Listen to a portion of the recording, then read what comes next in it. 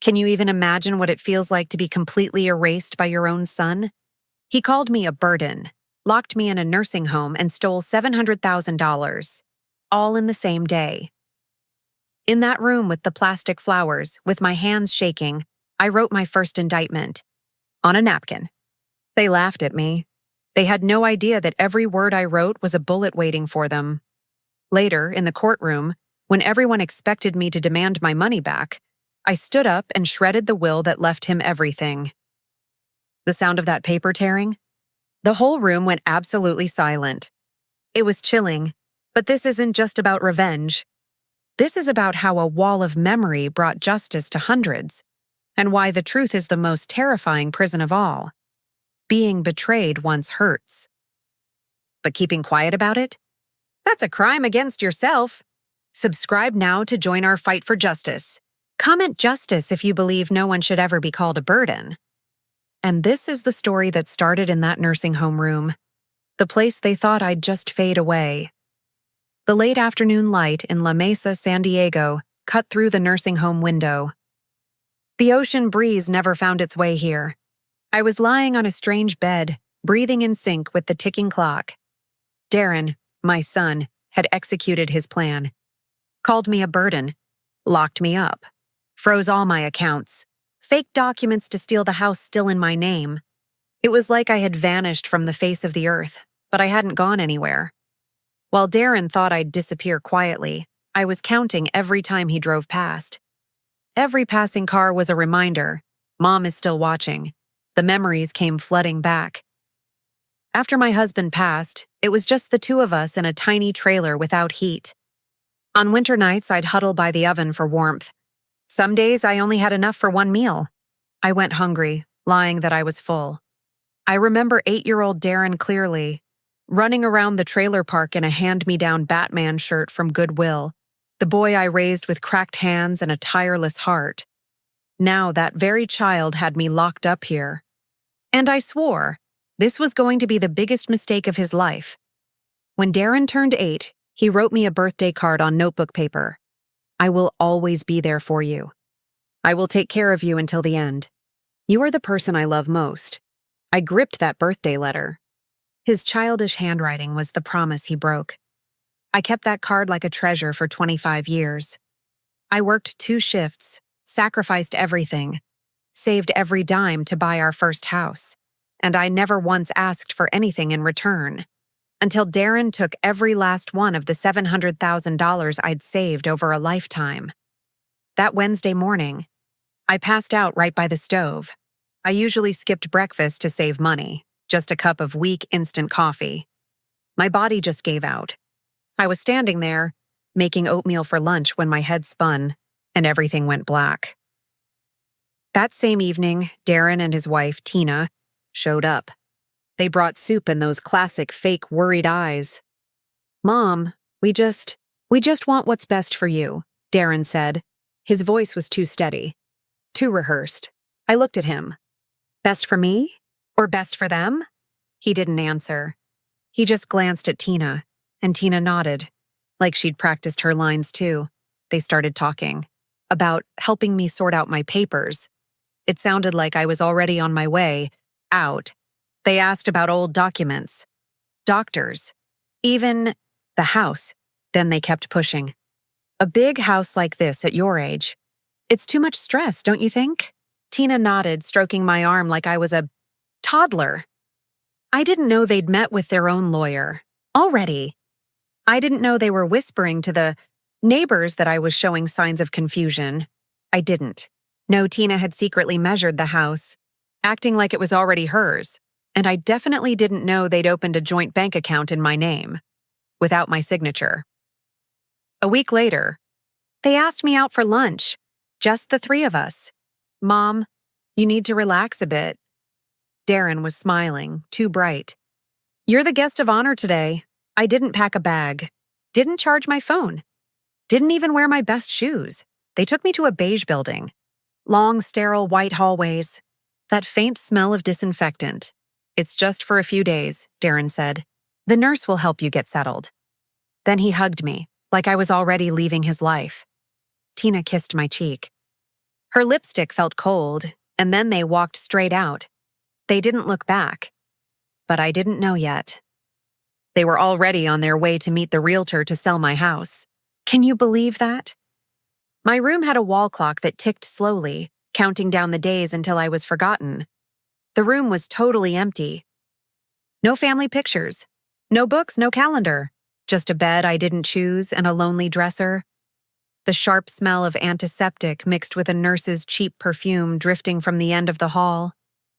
The steady ticking of the clock sounded like a heart slowing down. Each tick a reminder of how alone I was. I asked the nurse to borrow a phone to call my son. You have to wait until visiting hours. But he just left. She frowned, then handed me a piece of paper. My name, Darren's signature. Every box was checked, medical consent. Inpatient admission. Psychiatric hold. He had committed me. I sat silently on the edge of that strange bed, my hands clasped like I was praying. My eyes were fixed on the floor. I tried not to shake, but I was shaking. The nurse's footsteps faded, leaving me with the suffocating silence of the white walls. The next morning, I went to the front desk, demanding to see the manager. There's been a mistake. I'm perfectly lucid. I'm not sick. She looked at me like I was a ghost. Your son said you weren't safe living alone, that you had moments of confusion. We've been instructed to prepare for long-term residency. I wanted to scream, but I didn't. I knew they would use it against me. I sat there, not because I was afraid, but because I needed to be smarter than them, so I waited. In that cold room, 3 days. On the 4th day, I finally got to borrow a phone.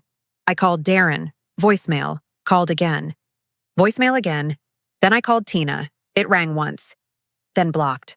The woman who once cried in my kitchen about her miserable marriage? She just blocked me. I sat on the hard-backed chair, watching the courtyard where the residents mumbled at thin air.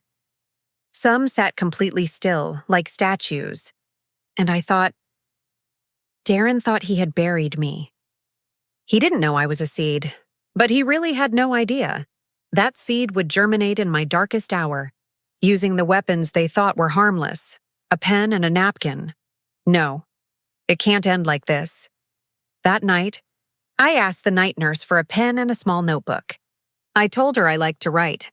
She gave me a sympathetic smile, dug around the activity closet, and handed me a little blue spiral pad. I wasn't writing a diary. No poems, no prayers. I wrote every line with a shaky hand. Every word was a bullet for the fight ahead. I wrote the truth, the dates. The Wells Fargo account numbers, the deed of trust, names of witnesses, and one name I hoped hadn't forgotten me. Vanessa Klein, estate attorney. Vanessa had helped me draw up the will 2 years earlier, when I was healthy and still trusted my son completely. She never deleted me from her client list, and now I needed her more than ever. I wasn't confused. I wasn't delusional, and I sure as hell wasn't dead. I jotted down the account balance, the $700,000 Darren thought he had stolen. I listed every saving, every investment, and the copies of recent bank transactions I still received by mail, a stubborn habit from the days I skipped meals just to save a few bucks. They thought I wouldn't notice the frozen account. They thought I wouldn't question the utility bills no longer in my name. They figured that just because I was old, I wouldn't dare fight back. But I once lived in a trailer with no heat, sleeping under thin blankets, my breath fogging in the air, just to afford rent. I worked 2 back-to-back shifts, standing for 12 hours straight, just so Darren could have new shoes for his first day of school. I raised a child into a man with nothing but sheer willpower and unconditional love. I wouldn't let him wipe that away with a few fake papers and a cold room reeking of disinfectant. Never. When Darren drove me to the nursing home, Logan, my 14-year-old grandson, tried to block the path. He looked his father dead in the eye. "Grandma's not crazy, Dad, you know that." Darren snapped, "You're just a kid. You don't understand." Tina nodded, her fake concern rehearsed perfectly. But a few hours later, Logan, with his battered old cell phone, secretly called me from the school bathroom.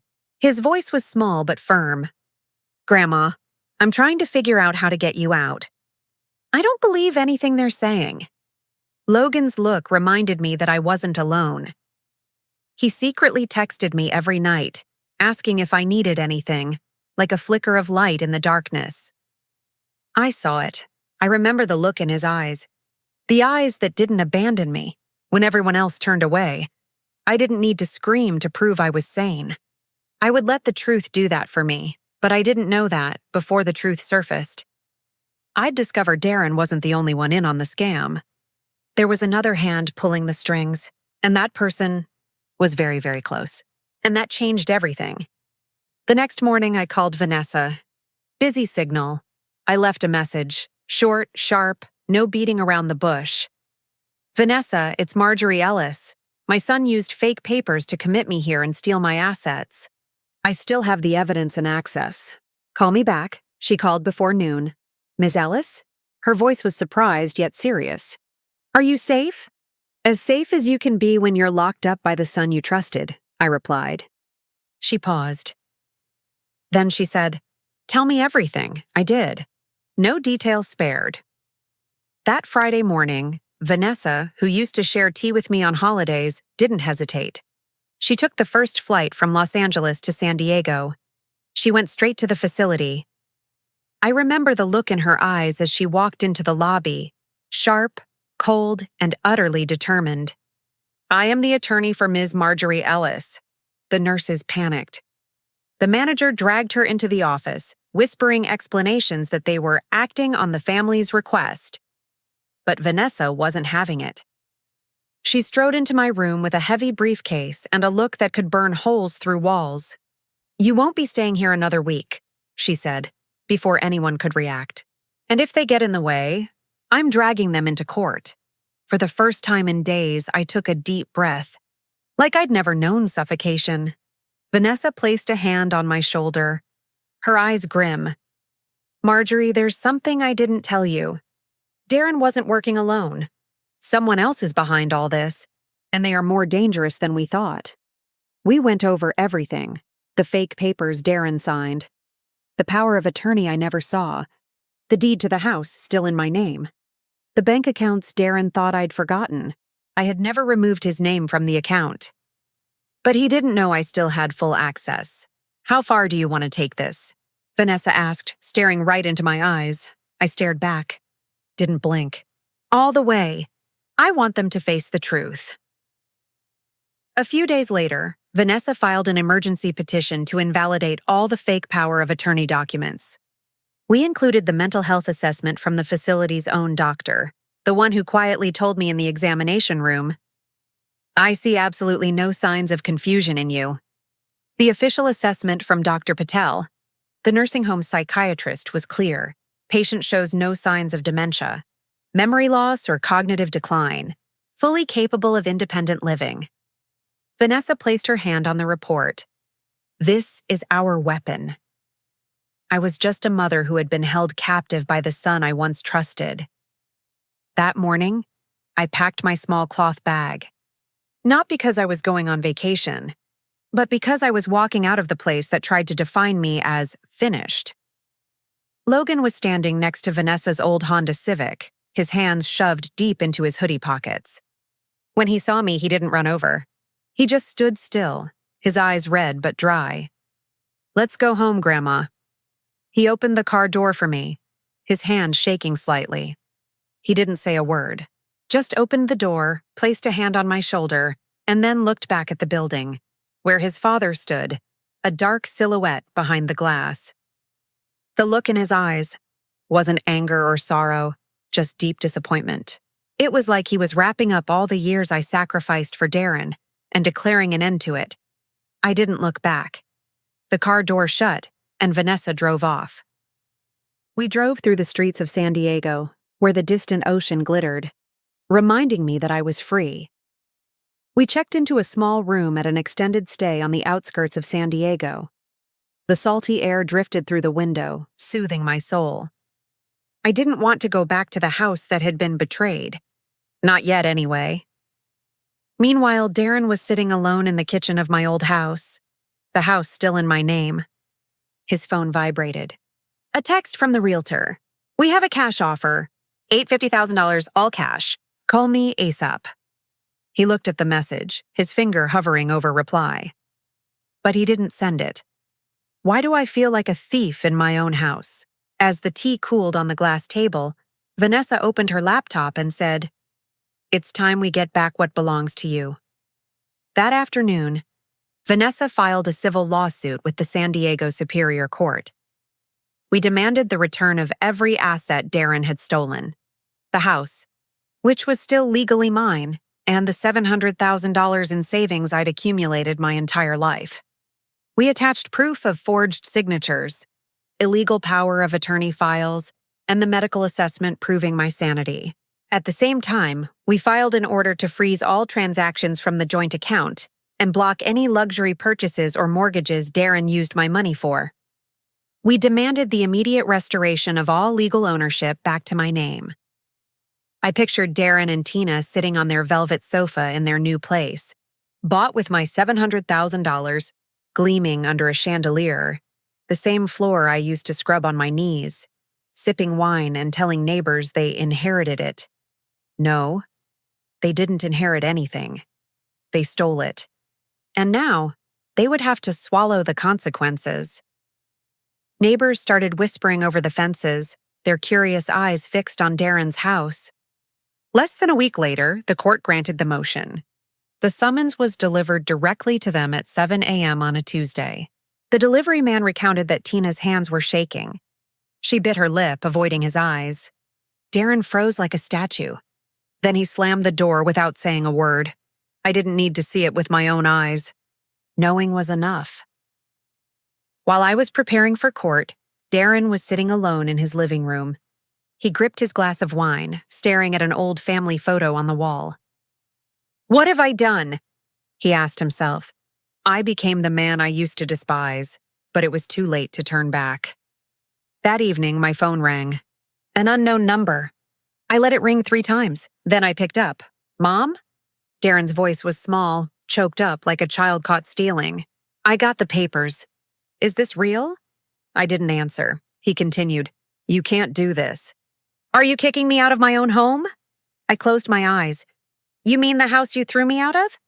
"The house I spent a lifetime buying?" Silence. I spoke again, every word hard as steel. "You forged my signature. You froze my accounts. You tried to erase me from this life." "It's not like that. I was locked in a facility without warning, without a coat, without clean clothes. I was tricked, manipulated, and trampled by the law." Tina thought, "I didn't give birth to Tina. I gave birth to you, and you let her lock me up like I was already dead." His voice shook. "Are you really going all the way?" My voice was calm. Not angry, just saddened that he forgot me. "Yes. And you have 30 days to leave my house." I hung up before he could say anything more. That night, I lay on the small motel bed, listening to the cars pass by the window. For the first time in months, I actually slept. Not because I was tired, but because I knew I still existed. They hadn't erased me. Vanessa and I opened a non-alcoholic cider, poured it into paper cups, and watched old TV. Not fancy, not special. But it was freedom. It was my choice. It was the start of the justice I was building. But winning in court was only the beginning. The thing that truly stunned the entire courtroom was what I was about to pull out of my old handbag. The judge's gavel hit the wood. Bam! The court declared all assets, including the house and the $700,000 in savings, were restored to me, Marjorie Ellis. No more doubt. No more delay. Justice, at least the first round, was served. The courtroom fell silent as the judge read the verdict. I glanced at Darren. He was sitting with his head bowed, gripping his knees. Tina whispered something to him. He shook his head. Then I stood up. Vanessa blinked. "Mrs. Ellis?" I didn't look at her. I just walked forward, clutching my old leather handbag. The judge looked at me over his glasses. "Mrs. Ellis, do you have anything further to say?" I nodded. "Your Honor, I have one more item to submit." I stepped up. I didn't look at the judge or the lawyers. I looked straight at Darren. From my purse, I pulled out a stack of old yellowed paper. It was the will I had written with complete trust, giving my son everything I owned. I unfolded it. Read a few lines back. The neat handwriting, once filled with hope. The courtroom smelled of old wood. Sunlight streamed through the windows, highlighting the sweat on Darren's forehead. I looked up, my voice steady and clear before the entire courtroom. I held the will up high, the yellowed, worn paper. If you had only waited a few more weeks. My voice didn't shake. I wasn't angry. If you had only thought of your mother just once. I paused, looked directly into Darren's eyes. You had it all. Then I tore it. Once, twice, 3 times. The shredded pieces fluttered to the courtroom floor like snow. No one moved. The court was packed. Neighbors, local reporters, people who had read the viral Facebook posts, right in front of Darren and Tina. This is the final gift from the mother who once loved you. I left you everything. But you tore it up yourself when you chose money over me. Now you have nothing left. Darren didn't speak. Didn't cry. But his eyes looked like someone who had wandered too far to ever come back. Tina was different. She jumped up, her chair scraping the floor. Her hand was shaking as she pointed at me. You can't do that. That will is legal. The judge hit the gavel. Order. Mrs. Ellis, sit down or I will hold you in contempt of court. Darren's lawyer quickly pulled Tina back into her seat. She covered her face, her shoulders shaking. For the first time, I saw pure fear in her. Tina kept her head down, gripping her purse, desperate to hide from the gaze of the room. While Darren remained motionless, Logan stepped up. He silently took my hand and squeezed it tight. That squeeze wasn't just affection. It was a declaration. His grandma was not alone anymore. I looked at Vanessa and nodded. I had thought about this all night before the trial. I knew justice wasn't just about getting the house back. It was about forcing them to face the truth. Let's initiate criminal prosecution. Elder abuse, forgery, theft of assets. I want them to answer to the law. A few cell phones went up, recording lights flashing. No one said a word. We walked out of the courtroom to a torrent of whispers. The Facebook post went viral. All of San Diego knew the story through community groups. A local article called it a mother's lawsuit, spreading like wildfire. I could hear the murmurs. Is that really his mother? I can't believe it. How could a son do that? I didn't answer anyone. I just gripped Logan's hand. I looked at Darren one last time, my heart heavy, but I knew I had to move forward. And I knew one thing clearly. Darren lost, but my justice. It had only just begun. If you guys think you can still negotiate, I strongly advise you to drop that idea. Darren's lawyer, a big shot from San Jose, flew straight to San Diego. He sat across from Darren and Tina in the closed office. This is a criminal case. It's not a family matter anymore. Elder abuse, forgery, theft of assets. Sentences in California are no joke. And the evidence? It's mountain high, folks. Tina buried her face in her hands, her hair messy, her eyes wide with panic, avoiding everyone. Darren hung his head, lips pressed tight.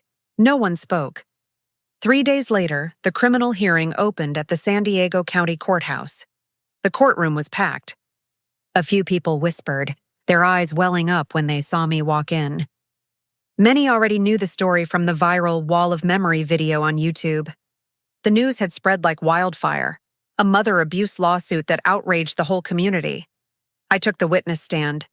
My hair neatly pinned up, my posture straight, my hands resting calmly on my lap. The facility doctor was also present. He submitted his second assessment, confirming I was completely lucid, showing no signs of cognitive decline. Vanessa sat beside me. Logan was on my other side. His hand was gripping mine, as usual, tight and warm. The prosecutor read the indictment. Darren Ellis and Tina Ellis are accused of exploiting the victim's health condition, fabricating property documents, and intentionally stealing all her assets. Given the severity, we request a sentence of 7 to 12 years in state prison. I stood up. All eyes were on me. No one moved. No whispers. I walked toward the stand. My eyes didn't seek the judge. They only sought Darren, Your Honor, I said. I didn't come here for revenge. I came to return a piece of memory that my son has forgotten. I opened my handbag. I pulled out a folded piece of paper, the crumpled letter, the faded pencil ink, the only remnant of 8-year-old Darren. I will always be there for you. I will take care of you until the end. You are the person I love most. I walked down, headed toward Darren. I stopped. The silence stretched into eternity. I placed the letter in his hand. He clutched the letter like he wanted to hold on to the child he used to be. I don't want my son to go to prison. I just want you to see who you have become. Darren choked. Tears flowed endlessly. Logan squeezed my hand again. He didn't say anything, but I knew he understood everything. The judge considered my request, asking once more before declaring the dismissal. Then he looked at Darren, his eyes stern. Based on the plaintiff's right to refuse prosecution in this extraordinary circumstance, the court declares, case dismissed. A few spectators stood up and applauded, as if they too were being freed alongside me. The judge paused. His voice slowed. However, the emotional damage inflicted upon the victim is a sentence the defendant will carry for the rest of his life. This is a conviction with no appeal. I didn't look back. Tina covered her face, shriveling up as if she wanted to disappear. Darren remained motionless, clutching that old piece of paper, like it was the only thing he had left. Stepping out of the courthouse, I lifted my head. The California sky was strangely clear and blue that day. Vanessa tilted her head. Are you okay? I smiled, my voice hoarse but firm. I didn't come here to destroy anyone. I came to remind them I am still standing. Some people think justice is punishment. I think it's the truth that will follow him like a shadow that never fades. The park was blazing with sunlight that day. She chose a quiet weekend morning. Nothing flashy, but memorable enough. Rows of wooden benches were set up in front of a newly constructed brick wall at the park's edge, near the wildflower garden. Nearly 100 people from the community center, nursing homes, and even strangers who had watched the viral video showed up. The wind blew through the park, carrying the scent of wildflowers, like the very breath of the names inscribed on the wall. Every brick glittered under the California sun, each one a story no one could ever erase. I used a portion of the $700,000 I got back to build this wall, a place to remember the names of those who were once called a burden, but who were truly the foundation of a whole generation. On the wall, bricks bore the names of elderly women, names Marjorie had personally collected from community centers, nursing homes, and from stories people thought were forgotten, a promise to herself. In the very center, one large brick stood out, dedicated to those who are never a burden, the Marjorie Ellis Legacy Fund. She wore a simple, light blue dress, dignified yet understated. Logan stood beside her, adjusting the microphone gently. She took the folded quartered piece of paper, opened it, then folded it right back up. No script needed, she said. I just need to speak the truth. I was once called a burden. They laughed when my hands shook, when I forgot my keys, or walked slowly across the street. But these very hands carried them when they couldn't stand on their own. I stand here for love. For people like me, we are the foundation, not an excess bill. I paused. The whole park was silent. Then the applause erupted.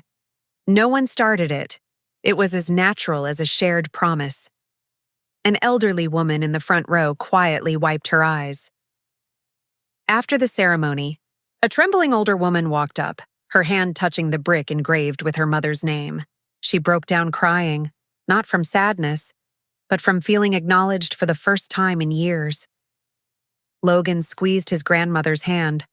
Marjorie bowed her head, then stepped down. After the ceremony, she handed Logan a small envelope. This is an invitation. Give it to your father, if he has the guts to show up. That afternoon, Logan went to his parents' house. He didn't say anything, just placed the envelope on the kitchen counter. Darren didn't attend the ceremony, but Logan left the ticket as a reminder that he couldn't hide. Logan recounted that Darren picked up the envelope. his hand shaking but didn't open it, as if he feared the paper carried a curse. The following evening, Darren stood hesitant at the park entrance. Logan was already waiting, arms crossed. "Follow me," he said without turning around. They stopped in front of the largest brick. Logan pointed.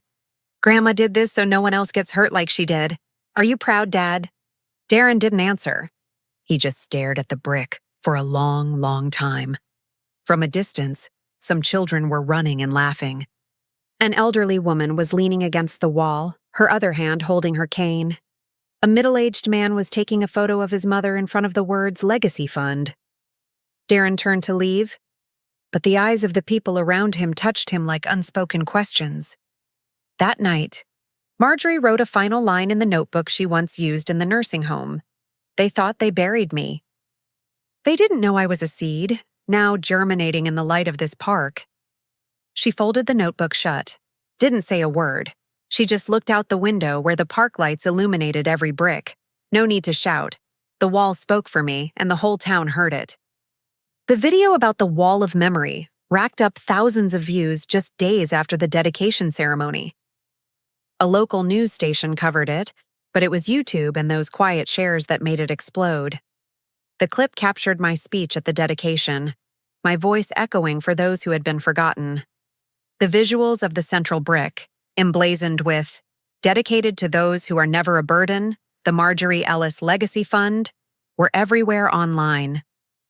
In the video, I was laughing, the first genuine laugh in months, standing next to Logan, as he told his friends, "My grandma is a hero." And then the video reached Darren. I wasn't there when he watched it, but Logan recounted the moment, his voice thick with emotion. His dad turned the video on, intending to fast forward, but then froze. The screen showed me reaching out to touch each engraved brick, telling the story of a mother who had been discarded like old furniture by her own son. When the camera panned to my radiant face next to my grandson, Darren finally broke. He covered his face, and for the first time since the courtroom, he openly sobbed. Tina was different. That night, she sat by an open suitcase, her hands trembling as she stuffed items inside, as if burying her own conscience. Her eyes were red as she looked at the wedding photo on the table, the day Marjorie had hugged her tight and whispered, "You're my daughter now." She didn't dare look out the window, where the shadows of the neighbors felt like mobile convictions.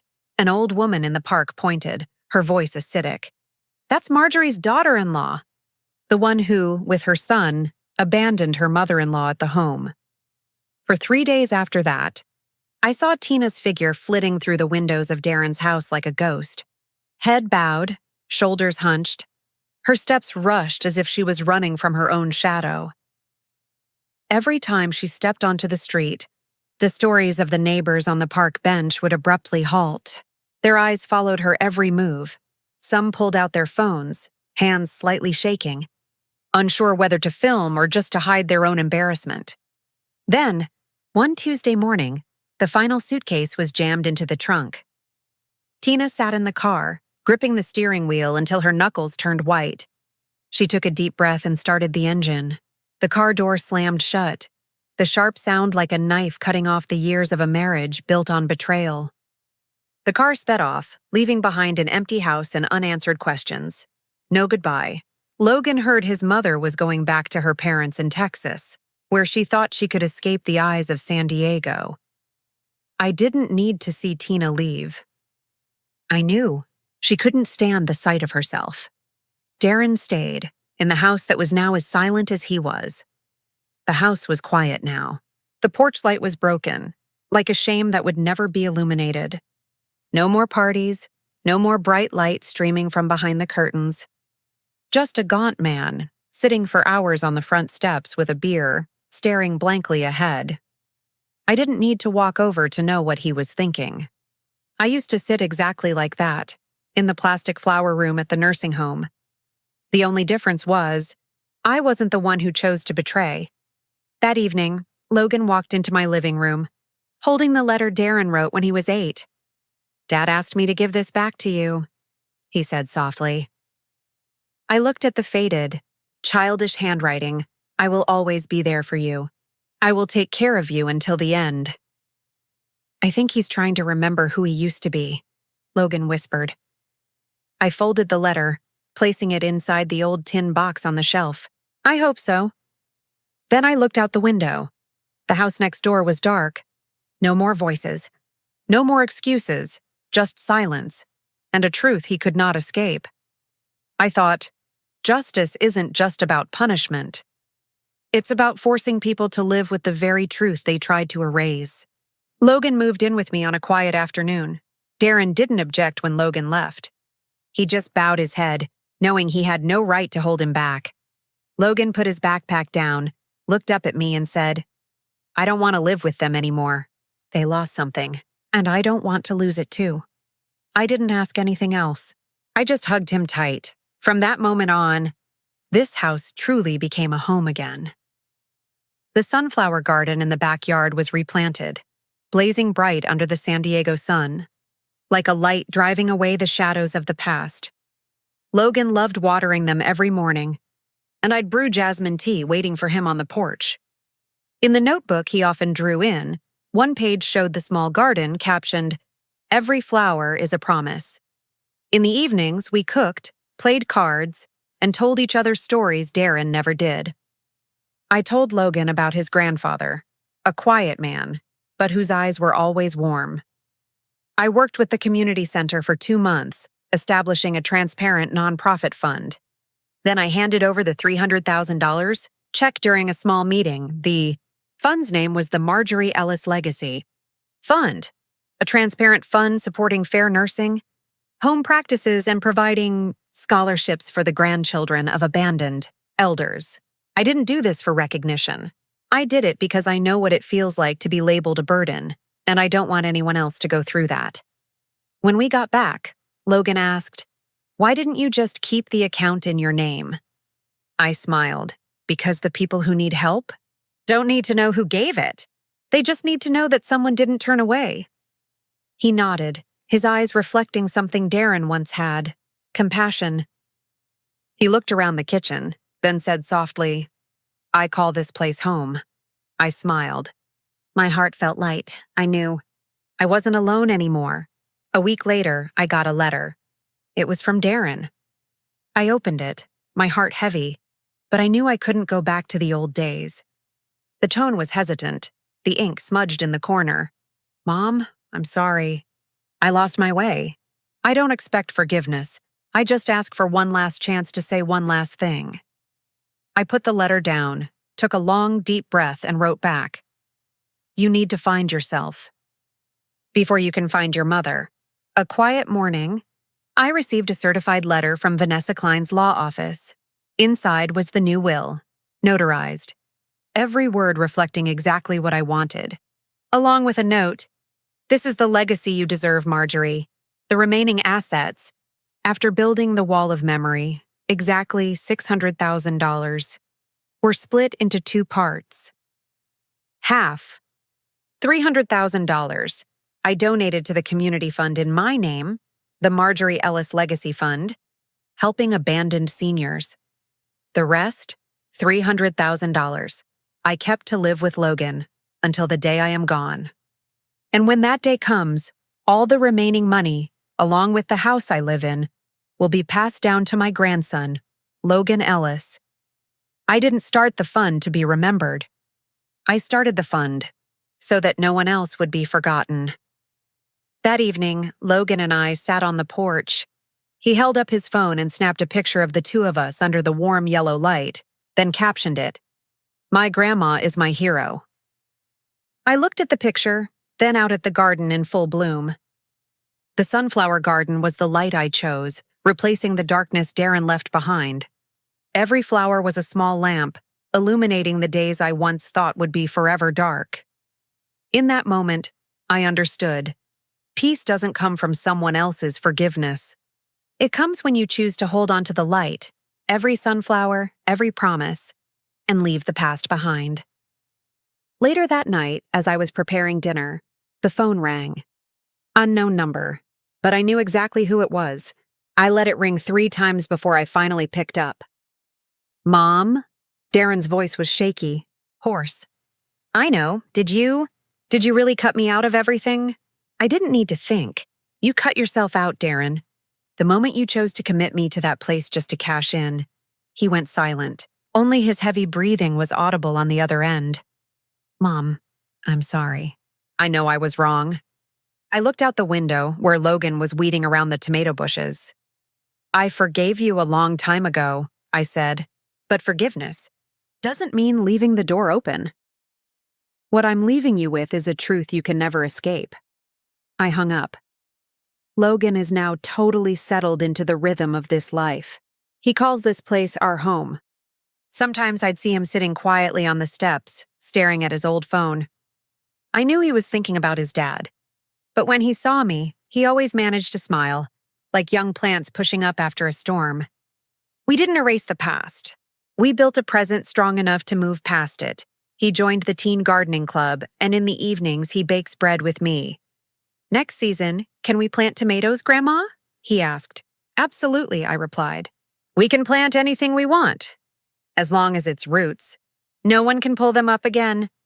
And you know what? Those first tomato plants? You planted the seeds yourself.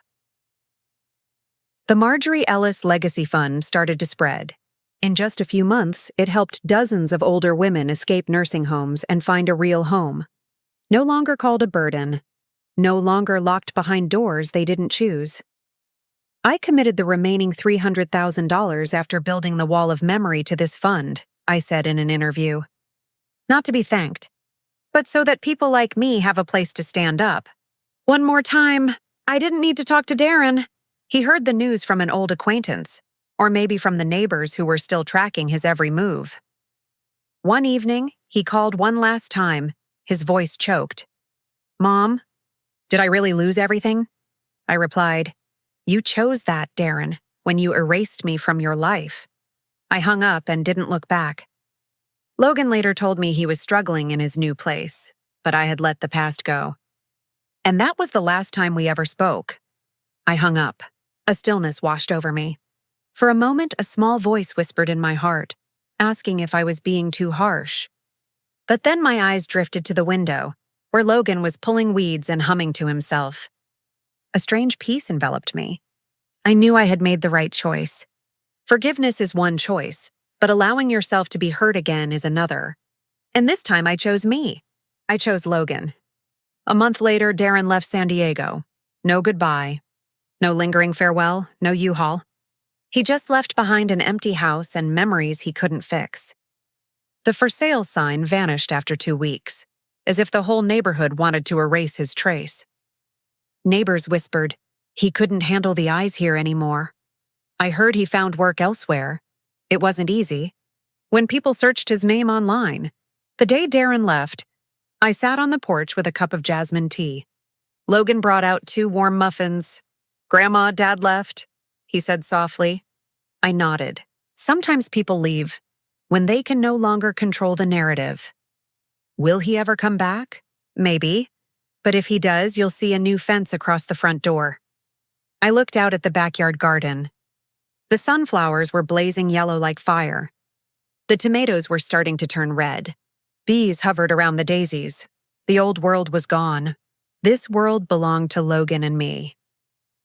Later that year, I was invited to speak at an elder protection seminar at the community center. I stood before rows of silver-haired women, most over 60. I opened my notes, then folded them back up. No script needed. I just need to speak the truth. I was locked up. Called a burden. I used to think the law was just for young people. But today, I stand here, and I used it to stand up. One last time for myself. I looked at each person, then concluded. You can too. We are not a burden. We are the foundation. I stopped. The outdoor hall was silent. Then the applause erupted. No one started it, but it was as spontaneous as a collective promise. An old woman in the front row stepped up and hugged me. Thank you for reminding me that I'm not crazy. That evening, I returned home. In Logan's room, the photo of the wall of memory dedication still hung neatly. Below it was the scrawled caption, My grandma is my hero. I no longer heard Logan calling this place Grandma's house. He called it our house, And I realized I wasn't at the end. I was at the beginning. They tried to lock me up and call me a burden. But I left them with one thing they could never erase: a legacy. I stood before the wall. The park lights illuminated every brick. The San Diego sea breeze blew through, as if carrying the voices of those who had been forgotten.